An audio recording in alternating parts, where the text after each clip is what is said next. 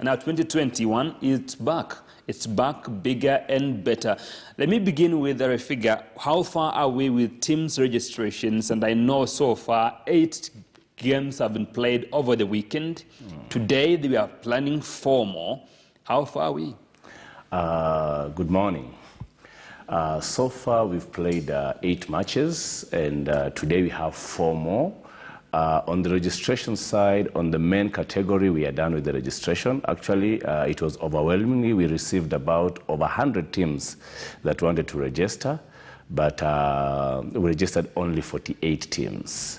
So we registered only 48 teams, and for the female category, the registration is ongoing. So far, we have 48 men's teams, 10 women. Do you expect more of these teams to register before the end of this week? That is for female categories, because their kickoff will be on 18th of this month. Yeah, the kickoff will be 18th of this month, so it's open till 14th of this month. So what's your approximation of the main target that we're targeting in the men's team? We are targeting between 16 and 24. If we get between 16 and 24, we are good to go. So now you have 10. You need like 10. 14 more or 6 more? Or 6 more.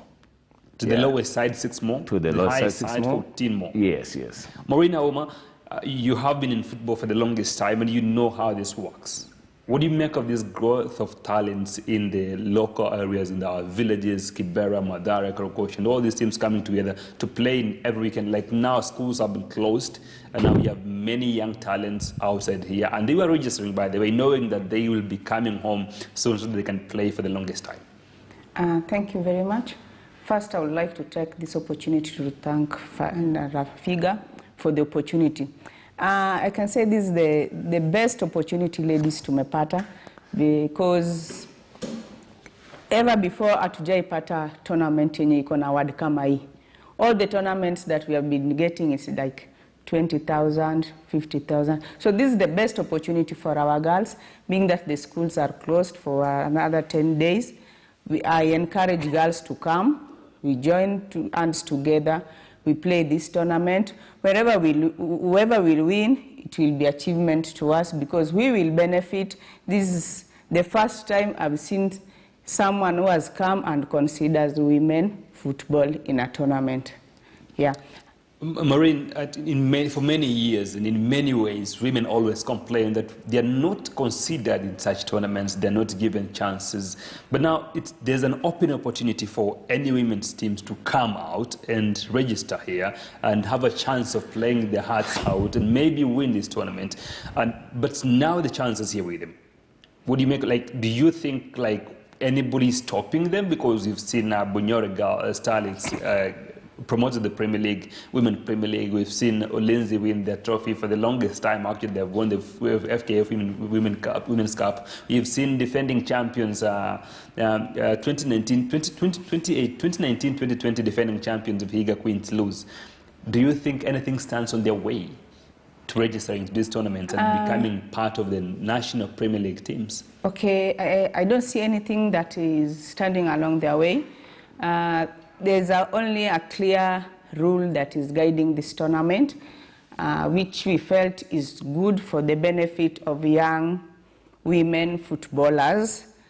We put a rule that all the women Premier League players should not participate in the tournament, so that we can give the younger players opportunity to come out and also to be seen. Because you see in most of the tournament, when tournaments came, those players who are in the Premier League, they come, they join together, they come in, but the younger ones are not seen, they are not given opportunity. So this time we say that we want to give the younger players opportunity to participate so that even them they can explore and they can show their talent outside there and people can see them. To Yusuf or a figure, you have your contacts in the UK. Yes, yes. Crystal Palace scouts have been coming here for the longest time to see what talents we have so that they can maybe accommodate them to their teams or their academies. Do we still have this relationship ongoing for this tournament so that young people who are turning up, they should know that they're turning up to showcase their talent? Somebody's watching, and not somebody from right here in Kenya only, but also from abroad. Yes, yes. we have a good relationship with the City of London Football Club that is headed by Says Holmes Lewis, who used to play for Ireland national team. And we also have a good relationship with the head of recruitment, Crystal Palace Football Club, that is Jamal Jarrett. I've invited them twice before. They've been here. Actually, they've been here thrice. That is 2018, 2019, and 2020. And for this tournament, they're still part of it, and they have promised to be here during the semi-finals and finals. They'll be here, and they've encouraged us to talk to the team's management to enroll more younger players because because when they came here 2018 and 2019, the main issue was the age factor. There was a lot of good players, but the players that they liked were from the age of 23 and above. So they said we talk to the team management so that they can involve more younger players. Grandpa Super Cup is one of the opportunities for investors, people with like betting companies to have the visibility. And if they wish to come in and support, they can get it. Like in many cases, you realize that many of these betting companies or any sponsor, corporates who wants to come in, they are so scared or afraid of getting their money into such tournaments, and they end up running on their own, or maybe they don't survive another season. What do you think scares these corporates and betting companies from coming in? I think mostly it has to do with the briefcase tournament organizers. And as I said, as Grandpa, we are here to set the standards for tournament organizers. So even if you see a lot of companies don't want to get involved, it's simply because of the reputation that is out here. Most people they can organize a tournament today just for a certain reason, and they disappear, they come back after 5 years. So it's nothing to sustain. So Grandpa Records is here to change all that. So far, we already have like 2 partners with us, and we are intending to get more, so that we can be able to take this tournament forward, because we're intending to have at least 2 tournaments every year. Maureen, you have many teams in Nairobi West, and I actually don't see, I see a few teams which have sponsors from corporates, people who are willing to come in. On that note of the sponsorship deals which are signed behind the back doors and all that, why do you think it's hard to get a sponsor? Even for the Women Premier League, you don't have a sponsor so far. Okay, I can say that mostly it's depends with the team managers. I think we don't. Most of our teams down here, they don't have a structure, and they don't know how they can go outside there to sell their teams. For example, when you look at women teams, people do say that the way we carry ourselves, which sometimes I agree, the way we carry ourselves, because if you are a woman, you should be a woman. You should carry yourself as a woman. So when corporates come, when you are going to support, they should see that they are supporting a woman.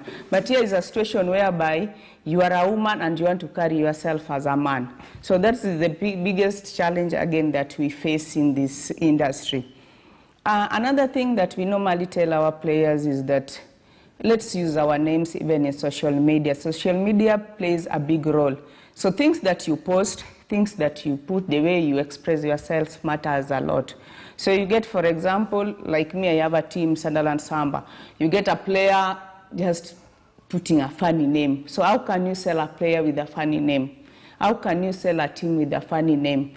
You see? So when the way we market ourselves matters a lot. I think what we need to do, we need people to come on board and empower mostly girls, our girls, on how they can do marketing to their teams, and on how they can carry themselves. We can go far, yeah. Still on that marketing, Refiga, to your side, as somebody who has done this, you've managed Grandpa for so long, and you've mastered the art of management.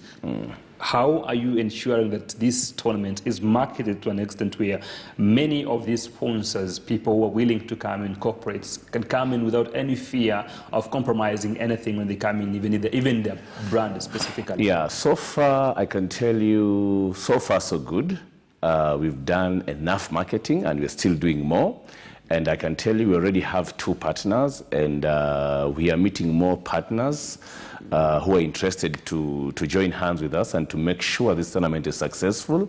And always, as Maureen just said, it all depends with good name. And I can say just from, of course, Grandpa Records and other things that I've been doing. So there's this company and organizations that I've worked with before. They have the confidence in my work, and these are the same people who are supporting. You've managed Grandpa, and now you're doing. How do you even manage to balance the two? Because see, music. So if you want me to put up a list of how many things I'm doing, you'll run away. Well, you see, music production and talent productions are 2 different things, but you still ensure that both are at bar. You see, I'm a talent manager. Even in the music industry, that is what I'm known for. I'm a talent manager. So being a talent manager, and again, managing talent in sports is more the same, just different dynamics. Now to Maureen, looking at Grandpa as a tournament from now going forward, it's back after the break from COVID. Now we're back, and we are en route to declaring winners in December. Maybe, is this a path that many people, especially young women, should churn to get their talents known out there? Yeah, I would like to tell ladies outside there, they should also change their mentality. It's not a must that you have to play for a national team to be seen. It's not a must that you have to play for a national team for you to be a professional player, for you to go far. But down here, you can do something that can change your life. Football can change people's life in different ways. You can be a better referee, you can go far, you can be a better manager, you can do a lot of things out of football. So this mentality that we have to play for a national team, it's when that I'm a pro, let's forget about that. And we have different ways of achieving from football. Grandpa is one of the tournaments that I know can make our girls achieve their goals, because when our visitors will come and sponsors will come on ground, they will watch, they will select, they will do selection. Some of them, they have companies, they can decide to pick one of the players to get an opportunity job at the companies through football. So with Grandpa, I'm sure that at the end of the tournament that will be in December, I know some of our girls will be somewhere.